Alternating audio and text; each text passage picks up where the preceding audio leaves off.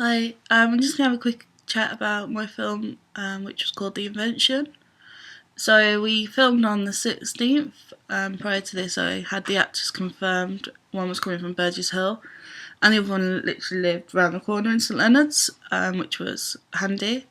So I woke up at 6:30 to a text off the actor coming from Burgess Hill saying all the trains had stopped, and he was on bus replacements the whole way here, which I was like, okay, any idea, do you know roughly what time you'll be here? And he was due to be on set for 9, and he didn't actually arrive here till 10.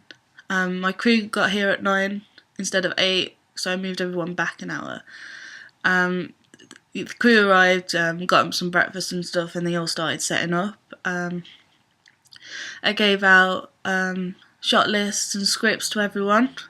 I went over the cameras with Jason and Jake, and I spoke about the lighting with Dan Ashley, and a quick chat with Dick and Dan on the sound, just making sure that everything was going to be okay for the shoot. I went and met the actor from the train station, and he was really nice. His name was Joshua, and he apologised for being late, but obviously there's nothing we could do, so it was fine. And we started filming pretty much as soon as he got there, because we were ready and we were set up and waiting. So the first few scenes went really well, and then while we were in the middle of doing his scenes, the female actor showed up. Because of us being late, I didn't move her back an hour. However, she was really nice, and she was happy to just go over her lines while we carried on with the shoot.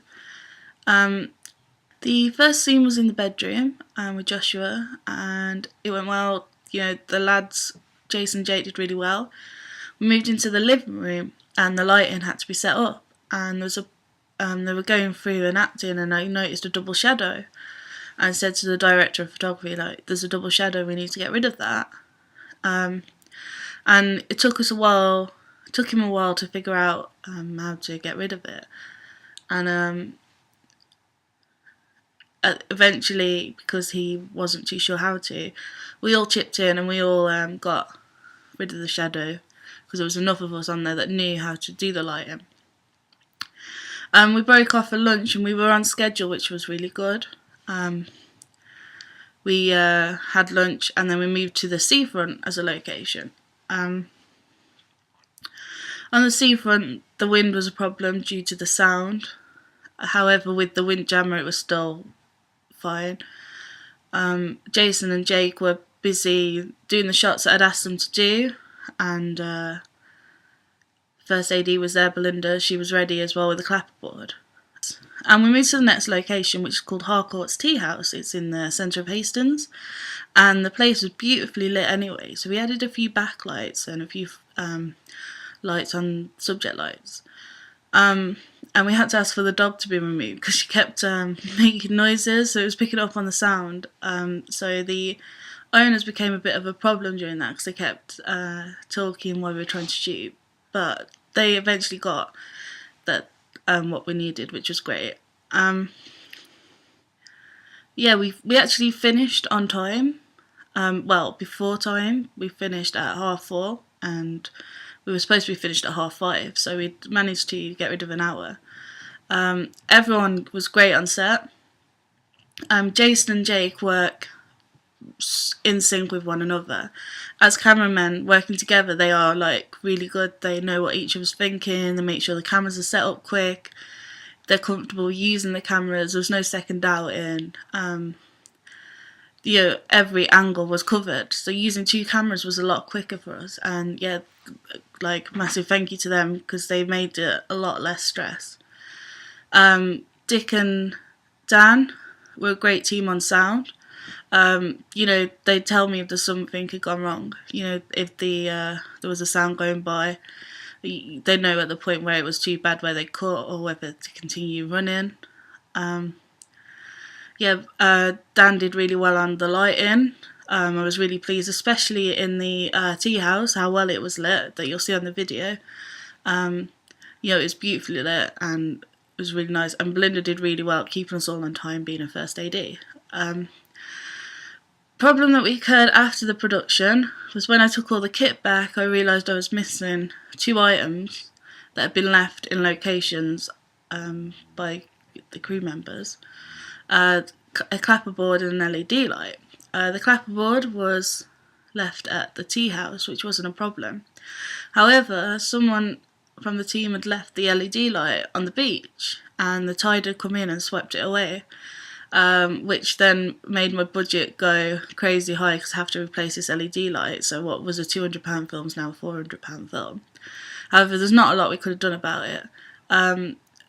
During post-production, when I started importing my clips into Avid, I realised that my folder for sound was empty, and I was confused by it. Like, I definitely transferred the footage.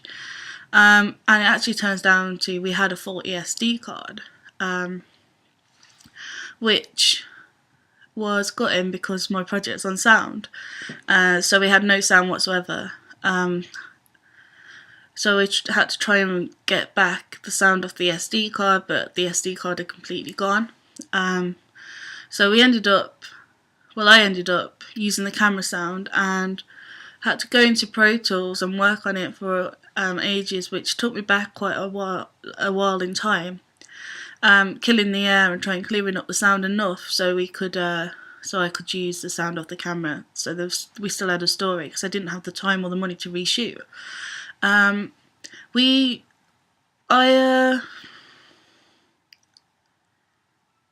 Once I'd sorted out the sound, the edit was straightforward, it was simple cuts. However, I did have to change the story slightly because of the sound going missing. And then we had a problem. Once it was graded and we exported, Avid was exporting it too dark.